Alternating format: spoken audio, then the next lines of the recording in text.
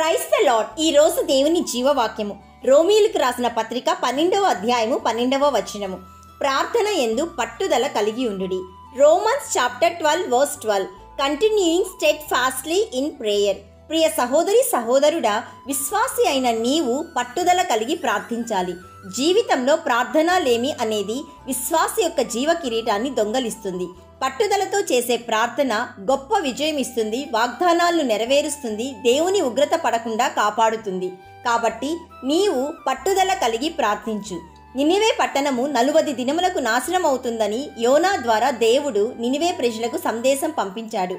అయితే నినివే ప్రజలు దేవునికి పట్టుదలతో మొరపెట్టినప్పుడు దేవుడు చూచి పశ్చాత్తాప్తుడై వారికి చేస్తాను అన్న కీడును చేయక మానెను అని వాక్యం సెలవిస్తుంది. అంత పవర్ ప్రార్థనలో ఉంది. అంతేకాదు, పేతురు మరణించిన దోర్కా కొరకు ప్రార్థించినప్పుడు ఆమె కళ్ళు తెరిచి లేచి కూర్చుంది.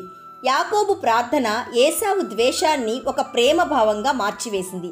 కాబట్టి పూర్ణమైన పట్టుదలతో విజ్ఞాపన చేయుచు మెలకువగా ఉండి ప్రార్థించాలి అని దేవుని వాక్యం సెలవిస్తుంది. So my dear friend, rejoice always and never stop praying the lord Jesus Christ to obtain a great promise of eternal life. కాబట్టి ప్రియ సహోదరి సహోదరుడా, ప్రార్థనకు ఆటంకాలు ఎన్ని వచ్చినా ఈరోజు నీవు పట్టుదల కలిగి ప్రార్థించు. తప్పక నీవు దేవుని వాగ్దానాలను నీ కల్లారా చూస్తావు. ఈ వాక్యము నీ జీవితంలో ఫలించాలని మేము ప్రార్థిస్తున్నాము. నమ్మిన వారందరూ ప్రార్థనలో ఏకీభవించండి. యేసయ్యా, ఈరోజు మాకిచ్చిన జీవవాక్యమును బట్టి నిన్ను స్తుతిస్తున్నాము. తండ్రి, మాకు ప్రార్థన చేయడం నేర్పించుమని బ్రతిమాలు కొనుచున్నాము.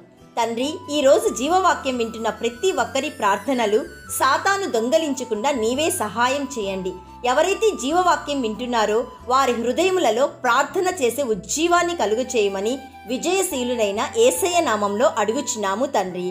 ఆమెన్. God bless you.